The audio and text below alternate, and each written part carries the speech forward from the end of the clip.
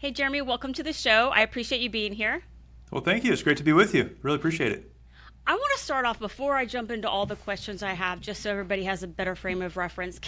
I've told them who you are and what you do, but can you explain more about the work that you do before we go into it? Sure. We at the Mighty Oaks Foundation, we work with veterans, active duty service members, first responders, and then I always add on, and spouses. We understand that issues of trauma and all of the issues that we address don't just touch the service member or the first responder, but also their families. And so we have programs, week-long programs, where we bring folks to one of our facilities across the country, and we've been blessed with great partnerships. So we have ranches and conference centers, and we spend 5 days, not 5 weeks, that's a long time, 5 days talking about things like trauma and what it is and what it's not, and more importantly, how we can move forward in spite of those things. And really, for a lot of people, they're in a place where they've lost their identity, they've lost their purpose, and they need to understand where to find hope and how they can move forward. Other people are, we might say, doing well. The bottom hasn't fallen out, but they're struggling. Maybe they're going through a transition. Whatever the case, we started off in the olden days, and when we started 12 years ago, talking primarily about combat trauma. But now we speak on topics related to trauma, certainly, but it can be life trauma, it can be some of these overwhelming situations that we have in life. And it's great because we have the opportunity to speak not from kind of a clinical top-down approach, but everyone who team leads, everyone who works in our program came through our program first. And so they have similar backgrounds, shared backgrounds and stories, and they're able to kind of do that eyeball to eyeball. I know where you are because I've been there. I know what you're going through because I've gone through that as well, and we can move forward together. So in a nutshell, that's it. And we've had thousands of folks come through our program, and it's been a great blessing to be a part of, to be honest. When they say PTSD, that's from trauma, and often it's said it's unseen, that it's Yeah. like this invisible thing Yeah. that people have. But are there some common things like behavior, attitude that are related to PTSD? Yeah, in fact, PTSD, post-traumatic stress disorder, if it's clinically diagnosed, is diagnosed symptomatically. So it's not something like a lot of other illnesses that you can see on a scan or you can, see that way. You can't point to it. Although I will say, as an aside, because of the wars and because of so many folks dealing with it, I'm not doing this, but there are very smart, very capable people who really are researching these issues and things like traumatic brain injury and some of these other issues we've just never talked about before are being understood, even how trauma impacts the chemicals in the body and the hormones in the body and all of those things. So we've come a long way, but still the diagnosis is very symptomatic, and there's a laundry list of symptoms, and they fall into a couple of different categories, but things like isolation, things like unprovoked anger, intrusive memory, intrusive thoughts, thoughts and feelings of hopelessness. Some of these cross over with what might look like depression.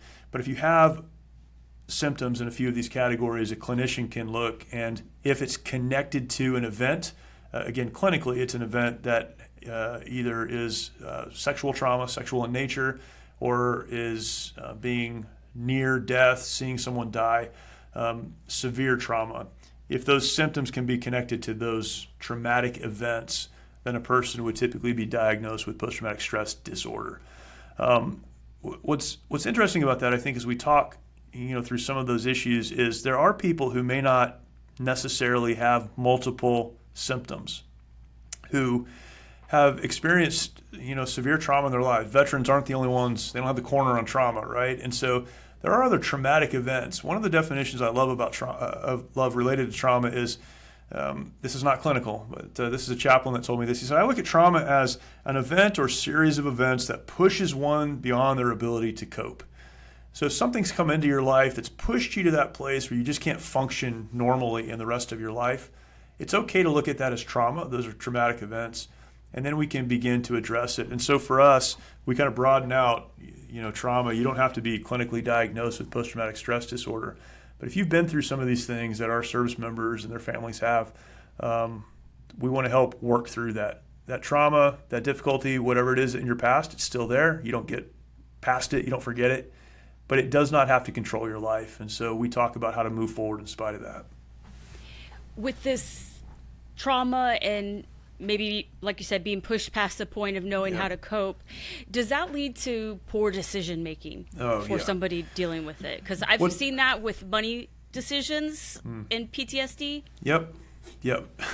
It's so crazy. And it's crazy. Crazy you ask that question. Not crazy you ask that question. It's great that you ask that question because that's exactly the question, right?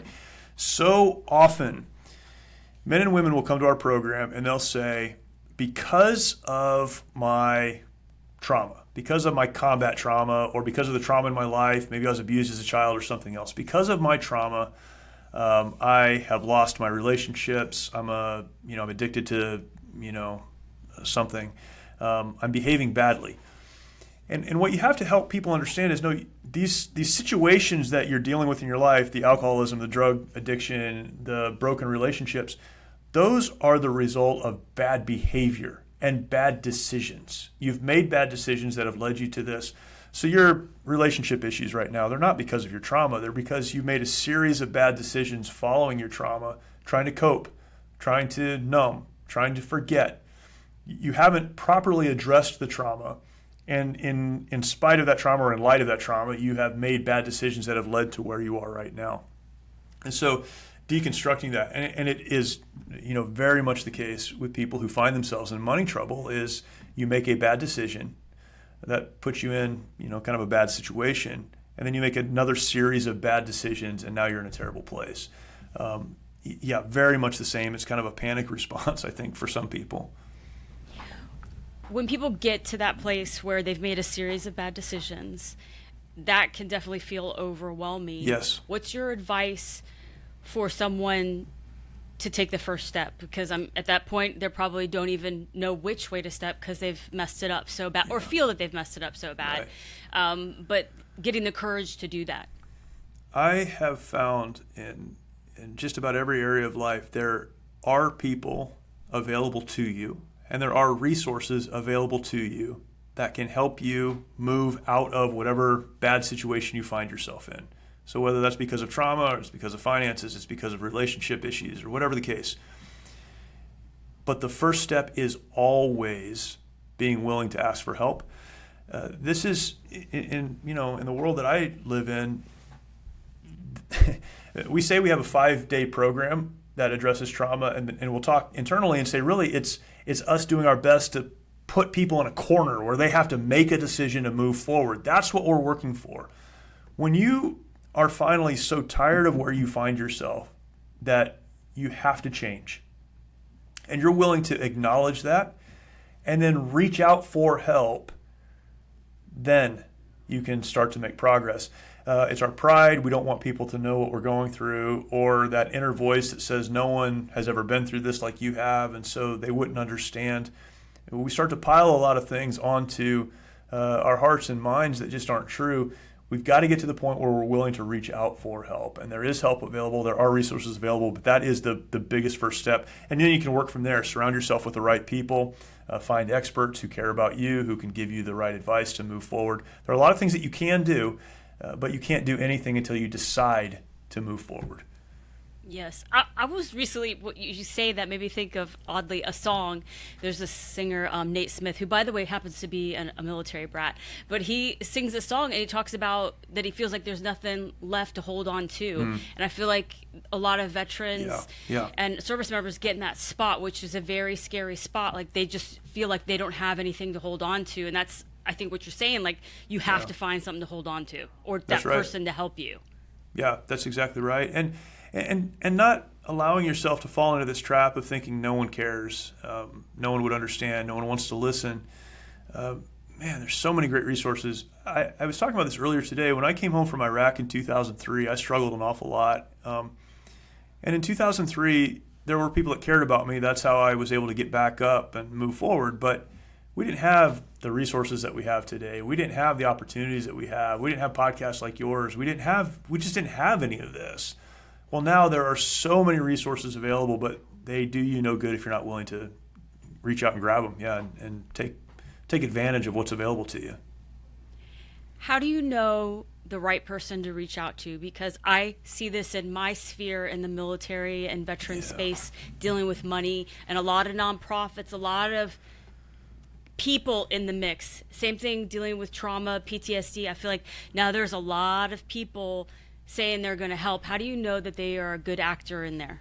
Yeah, it's funny. I had someone tell me earlier today, there are 40+ thousand veteran nonprofits. We were talking about veteran nonprofits, and there are something like 44,000 veteran nonprofits in the United States. It's crazy.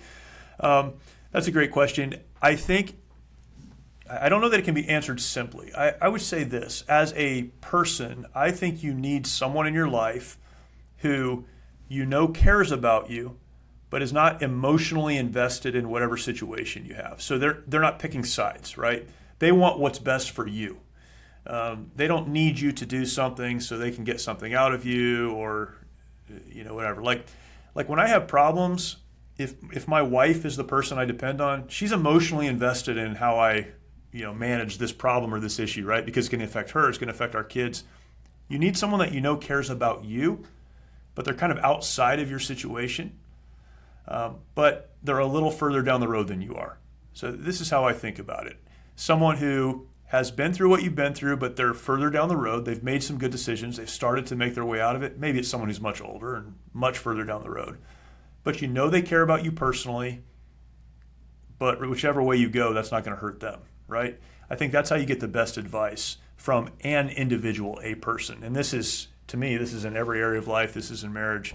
This is in finance. This is in all the very important areas. Find someone who struggled the way you have, but they found their way forward. They moved their way forward. They care about you, but you're not going to hurt them regardless of what you decide to do, right?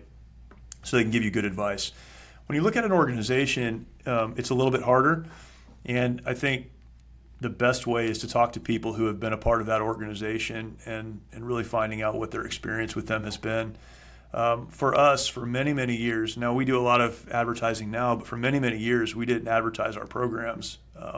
Traditionally, people came to us because someone came, they got help, they went back, they know other people who need help, and they point them our direction. And I think that word of mouth is the very best way to find credible, I guess is the word, credible help. I think that is the word, credible, because the things you're going to be talking about, it's like money conversations when I coach people. It's very intimate. A lot of things they're saying they've never said out loud before. Right. It's only been in their head. And so it's hard for people to make that leap to trust somebody. That's exactly right. Yeah. What is the balance between having trauma or PTSD and that being an excuse in life? I see this a lot of women that come to me, military spouses, and their husband was combat arms, and they're seeing a lot of the stuff that they're dealing with, and balancing in sickness and in health, but taking care of kids and a financial future, those things, they're having to make some hard choices. So I guess two questions, how do women handle that? But also, what's your advice for people that are using it as an excuse? Let me start with the using it as an excuse. I like to make a distinction, and some people push back on this. I don't mean this to be harsh, but I like to make the distinction between being someone who has survived something and being a survivor. We use this language, and people will say, "I am a survivor." We have survivor networks. We have these labels of survivor. I get the intent and all of that, but I think it's damaging to our ability to move forward when we identify with some event in our past. When we now find our identity in something that's been done to us, I am a survivor. To me, that language is different than saying this happened and I survived and I was able to move forward from that. Again, that's a semantic difference. I wouldn't fight over that with anyone, but to me, that's the difference in my mind. When we get to the point where we can say, this has happened to me, I've learned from it, I've grown through it, I've had to get help, all of the things that go along with this thing back in my past, but I've been able to move forward in spite of it, or maybe I've been able to move forward because of it. I've learned a lot because of it, and now I'm able to do something. I survived that, but that's not who I am. And we've got to get to the point in our lives where we understand we all have a past, we all have struggles, Some people have deep, deep traumas, and I would never diminish that. Deep traumas. But that's not who you are. It's something that's happened to you. It's something you've been a part of. But there is still hope, purpose, and direction for your life if you'll move forward in spite of that. So we use those things for an excuse, but we could look around us, and it's not hard to find people who've had bigger issues than you've had, who have accomplished incredible things in their lives because they were unwilling to let what happened in their past be an excuse. And I think just know that. It's comfortable. You want to use that as an excuse. It lets you off the hook of having to do the hard work of moving forward, but you've got to move beyond that. And then for a spouse who is struggling, this is something that is so difficult, and I can't give an exhaustive answer, I guess, but I would say this: don't get lost in what the person you're married to is doing. Again, I think labels are very important, particularly in the military community or the veteran community. We'll take on labels like caregiver and things like that. And, what are you? I'm a caregiver. I think it's different to be a person who gives care than it is to identify your entire role in this world as caring for someone who's hurt and broken. And again, I have to be very careful with that. That probably warrants a much longer conversation. But I think for a spouse who's married to someone that's struggling in sickness and in health, till death do us part, do the work, help, encourage, strengthen, but understand you are a person also outside of that. You are, a woman, you are a man, you are a mom or a dad to these kids, you are, a lot of other things. You have all of these other roles. Don't let that be the cul-de-sac that you find yourself in. And whatever that means, getting some other people around you, getting some other voices, finding some other support groups and things like that, where you can have those meaningful conversations and be someone outside of just that one role that you're having to fight through every day. And I hope that makes sense. But it's so easy to lose yourself, even in the good things like caring for the people that you really love. Yes, no, that was actually really great. I think every military spouse listening can relate to that because, like for me, example, even though I served, like following my husband's career around, like taking care of our kids, deployments, like you are focused on them all of the time. And then to come back and, if you have a spouse with PTSD, it just continues that journey of being focused on them. So I think, I know there's men too, but a lot of women are struggling with that, how to financially protect themselves and their children with somebody that maybe needs treatment and won't do that, and that kind of leads to another question: is misery loves company sometimes? And veterans and service members maybe surrounding themselves with the wrong people that are trying to make it normal. Hey, I drink every night, like that's normal, or I get angry and yell and that's normal. So how can people get out of a bad group? It's funny. I have teenagers and I talk to them about peer pressure all the time. And we like to yell at kids about that. But you're exactly right. What do they say? We're the sum total of our 5 closest friends and the books that we've read in our life or something like that, whatever that statement is. But that is so true. Again, we like to be around people that validate our feelings, but we need to seek out people that will motivate us to move forward. And I don't think there's a technique. I don't know that there's anything that can be said for these are the steps you need to take to get away from bad friends. But if you have people pulling you down or keeping you from moving forward, and you may know these statistics, but once in a while I'll see the statistics around, wealthy people and the friends that they have and their net worth, things like that. Wealthy people, they don't have as their closest friends people without money. And people without money often begin to make good decisions financially and, in all of the other areas that are connected to that because they surround themselves with people that are a little more successful than them. It is a reality that you can't really elevate yourself above those who are closest to you. And so if you really want to, and I guess this is what it comes down to, if you really want to make progress in your life, whether you're dealing with trauma or something else, if you really want to grow your financial net worth and your ability to find some type of freedom financially, if you really want to have a good marriage, if you really want to progress in any area of your life, you have to make that decision and then cut out those things and those people that would prevent you from doing that. And maybe those are family members. Maybe they're people you've been close to for a long time. I'm not saying, delete their number from your phone, although you may need to do that for some people. But it just means investing in relationships with people that can help you grow. How do you encourage someone that you think needs help? Or is this something that only they can do if they want to do it? But a person dealing with it, how do they know that they're in this bubble? I feel like that's a lot of times what happens. Is like you're in a bubble, but you don't know it because you're not, you don't. Yep. It needs to be popped, or somebody needs to show you from a different view. It depends on the person, and that's not a cop-out, right? But it depends on the person. Some people are willing to hear the truth. I mean, some people, they need for you to just sit them down and go, look, man, like, this is not okay. This is part of my story. I was completely out of control when I came home from Iraq, got out of the Marine Corps.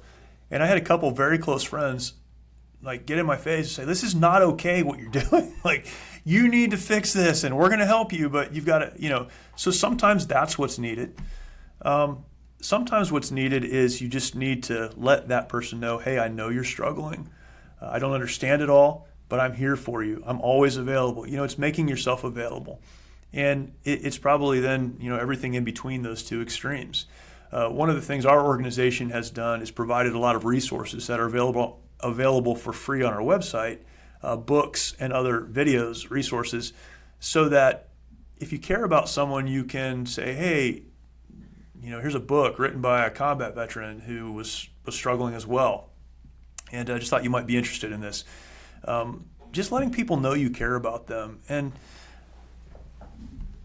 people don't always want to hear the truth, and again, sometimes they need to be confronted, and I think that's probably often, but sometimes they just need to be loved and helped and encouraged. And when they do hit rock bottom, whatever that is, they need to look around and know that you've been with them, through the whole thing, and you're willing to help them get back up. This is different than validating their bad behavior, and that's not what I'm saying. Don't ever do that.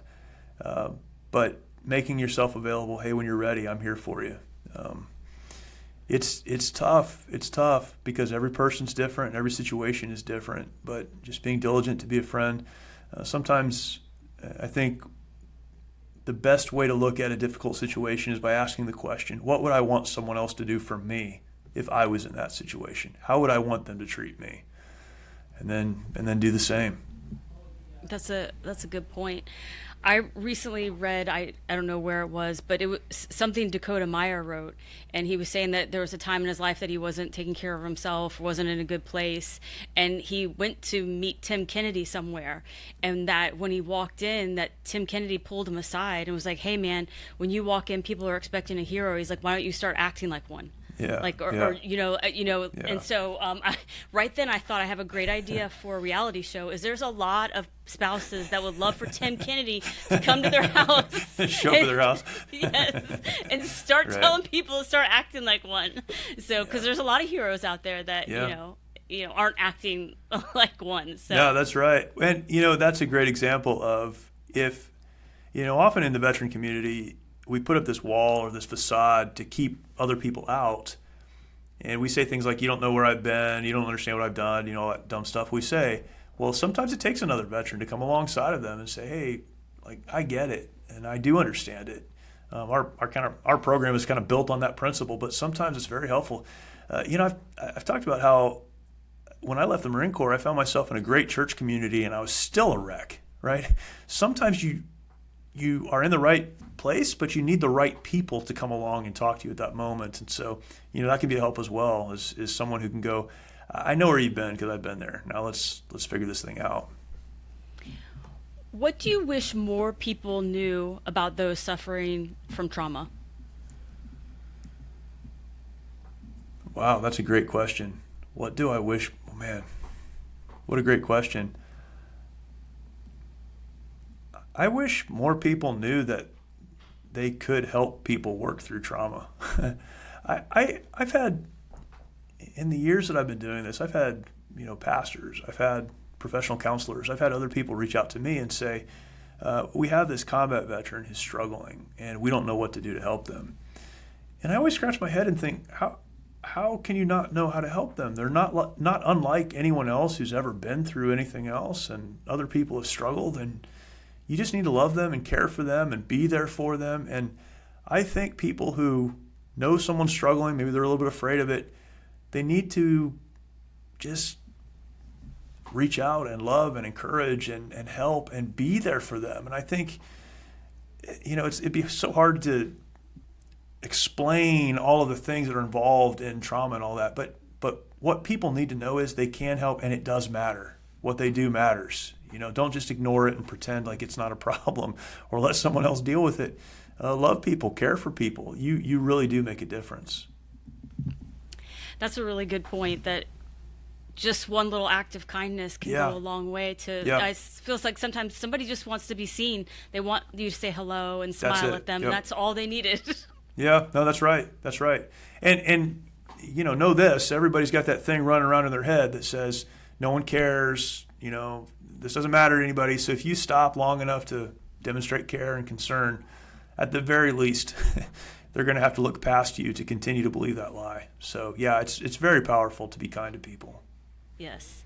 Well, I want to switch gears for a minute and ask you a couple of quick random questions I ask everybody. Okay. First off, what is one resource or tool that you use that makes your life or work easier? I think probably, this is going to sound silly probably to everybody, but I don't know how I would function without my Gmail and my Google Calendar and the fact that they're combined, right?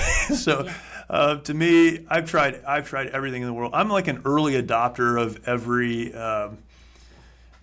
business management tool, right? I've tried everything, and I've always come back to the same thing, and that's my Gmail, my Google Calendar, and then the task list that's associated with it. To keep those three together, that's the only reason I make it anywhere. So yeah, those are probably, as far as tools, those are super helpful to me.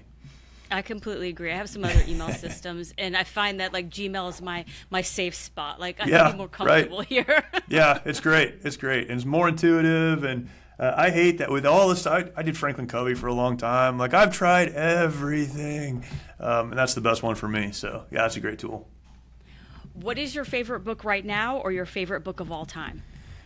That is such a hard question, because I always say my favorite book is what I'm reading right now. But I will tell you probably, I'm a Christian, so I'll say aside from the Bible, right? I feel obligated to say aside from the Bible. I think my favorite book, or the book I most recommend the most often, is a book by Viktor Frankl. It's called Man's Search for Meaning. Viktor Frankl was a psychiatrist. He was a young psychiatrist, Jewish, during World War II. He was interred in a concentration camp. His wife and unborn child were taken to a different concentration camp and killed. And many years later, he wrote this book, Man's Search for Meaning, and he talks about how some people make it in environments like that and others don't. What's the difference? And it's been such a helpful resource for me just to see the world. It's also a very interesting read, but it's also been something I've gone back to again and again. Well, I'll be sure to put links to that in the show notes for everybody. That's a great recommendation. Now it is time for my favorite part of the podcast, which is game time. And today, in honor of your visit, we're going to be playing fact or fiction. So I am going to give you 5 statements, and you have to tell me if they are a fact or it is in fact fiction. And if you get 3 out of the 5 correct, you get bragging rights that you won game time on the MILMO show. All right. That's great. Yeah, that's a pretty big deal around here. Yeah. All right, here we go. Number 1. In the suit of hearts, both eyes of the Jack, Queen, and King are visible. Is it fact or fiction? Fact. It's fiction. Okay. It is only in the suit of clubs that both eyes are visible on all 3 face cards. All right. Now you know. Okay, now I know. Okay, I'm not doing great right now. Okay. Okay. Here's the next one. Number 2. Antarctica's average Antarctica's average annual precipitation is higher than that of any other continent. Is that fact or fiction? Fiction. That is correct. Antarctica is one of the driest places on Earth. All right. I thought that was my my intuition, but okay, good. All right. You have better intuition. 50-50. Because I would have been like, no. Okay. Number 3. Wall Street got its name from a wall settlers constructed to keep hogs from running loose in Manhattan. Is that fact or fiction? I think that's fact. It is fiction. Despite claims to the contrary by the National Pork Producers Council, the wall was built in 1653 by the Dutch to guard against British and Native American attacks. See, that's one of those gray area ones right there. But Yes. all right. Okay. Number 4. When playing Monopoly, the odds of landing on Illinois Avenue are greater than the odds of landing on Boardwalk. Is that fact or fiction? I think that's fact. That is fact. That is true. All right. Okay. So what is that? 2? Okay, yes, it's all landing on this one. It's this one. This is the one. All right. This is okay. the one. No pressure. Here we okay. go. Number 5. What was inspired by burrs sticking to the socks, pants, and dog of a Swiss inventor out for a stroll? That's not a fact or fiction. That's a what if. Oh, I mean, I can say fact or fiction if you want, but I don't know that that'll answer the question. What was? Oh, yeah, that is. Sorry, that is. I grabbed it out of my. I'll say okay, this: well, I you're gonna don't get know this the. one. I don't know the answer to that one. If that's like a bonus round question, I don't know the answer to it. Well, you're gonna get it right anyway, but it is Velcro. Velcro. Oh wow, no kidding. Yeah. Well, that was a great question. Yeah, that's. I was more, I guess, interested in the question than if it was a fact or fiction. That was a good No. one. That was good. Well, I appreciate you playing the game and being on the MILMO Show. Can you tell everybody listening where they can learn more about you and what you're up to? Yeah, I appreciate it. Great show. Thank you for what you're doing. It's very, very important. I would say for those that are interested in me and the work that we do, even at Mighty Oaks, just use my name, Jeremy Stalnecker, jeremystalnecker.com. That's my personal website, but that has links to our organization, all the work we do there, podcasts I'm involved in, a blog, and a lot of other stuff, as well as my socials. So if you need to reach out to me, please reach out through social media. But yeah, I really appreciate it. Thank you. Thank you. I'll be sure to put links to all that in the show notes for everybody. Awesome.